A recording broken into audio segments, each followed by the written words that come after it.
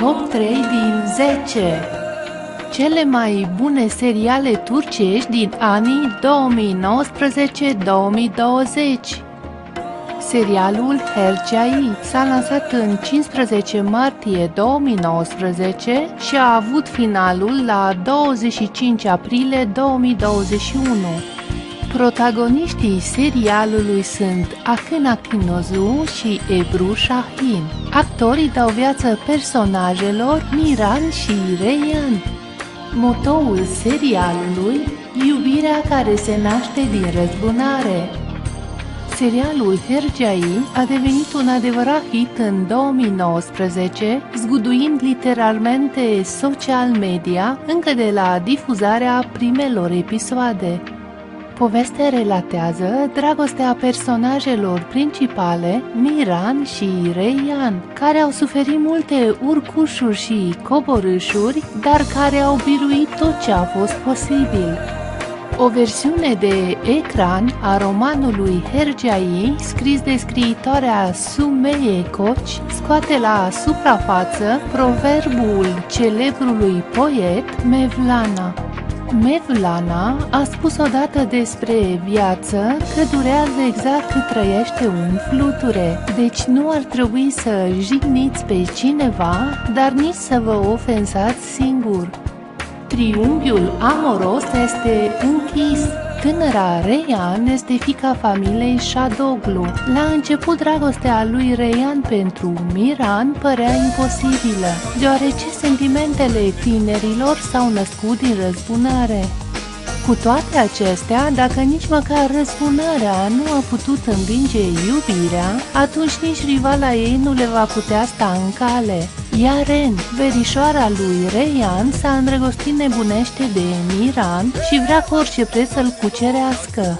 Povestea este foarte interesantă, cu multe intrigi, răzbunări și multe secrete, care nu au fost dezvăluite în întregime. Vrajba eternă dintre cele două familii și confruntările constante te țin mereu în suspans. Dar cu toate acestea, interpretarea de Oscar a actorilor atrage privitorul și lasă dorința de a ști cum se va termina povestea. Nemilosul Istanbul. Serialul care s-a difuzat deja în România pe postul de televiziune Canal D ne-a cucerit iremediabil.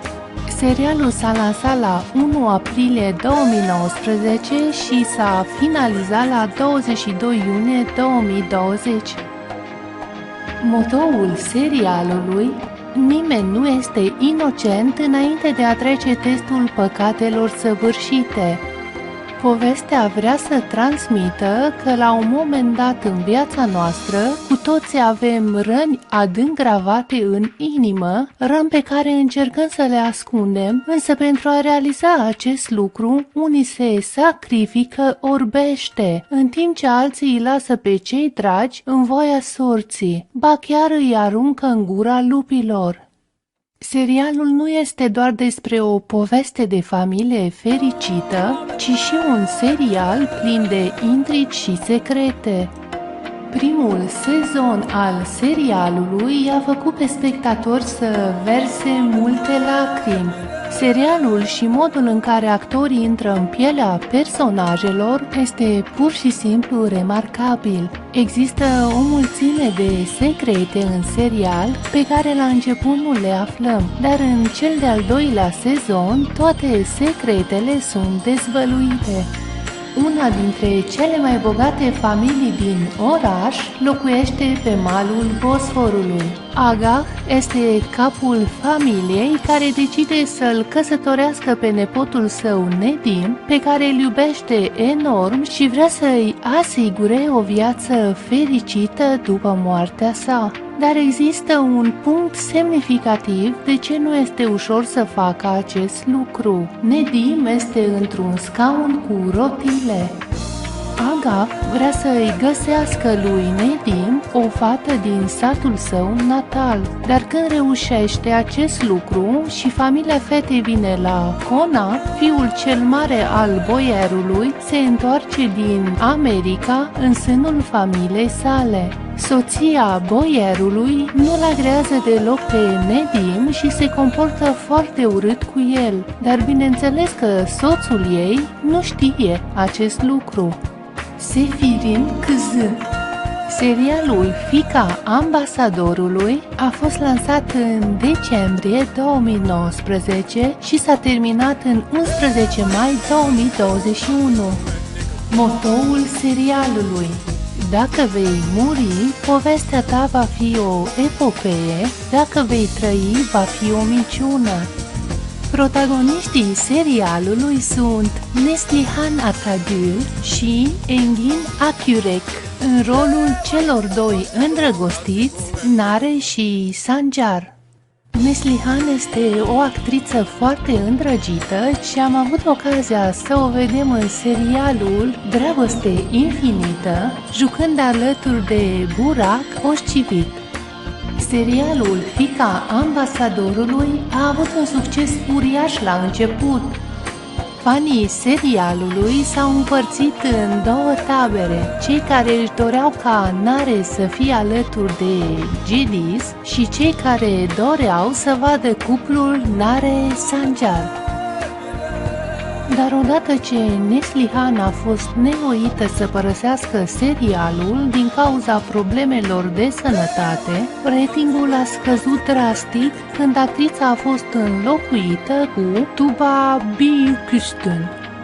O poveste despre o tânără care vine în Turcia și își întâlnește marea dragoste.